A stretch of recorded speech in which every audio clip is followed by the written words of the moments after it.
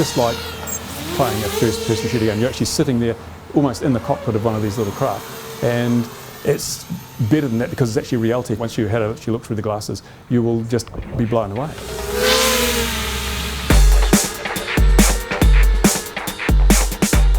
We tend to fly a lot in wooded areas.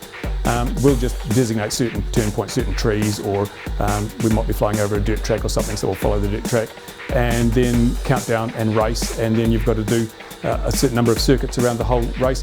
The interesting thing is that in racing it's so exciting and there's so much adrenaline going, there's so much pressure that you might start with 4 or 5 craft, sometimes you end with 1 because everyone else wipes themselves out trying to be better than the next person. There's so much pressure to take the corners faster, and it only takes one small mistake and suddenly you're toast.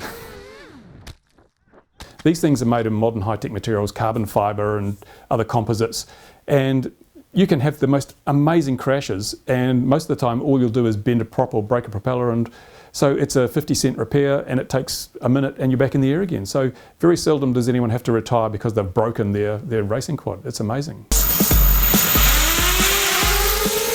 We're sort of at the beginnings of this whole thing. It's so new, there are so many, for example, the rules are in a state of flux. Until we know exactly where the technology is going, it's a bit hard to sort of lay down some hard and fast rules. So we've been in sort of warming up, gearing up phase, setting up some groups around the country under the Drone Racing New Zealand banner. And we'll be laying in some rules which will be aligned with international rules. A really good racer is someone who's got good reflexes, obviously. A lot of the world's best are coming from the areas of motocross, skateboarding, and a lot of the other sports, young people sports, where they need good physical coordination, good reflexes, and also surprisingly good stamina. Push the battery back in. So, as you can see, no damage. Ready to go again. Go, she's all good.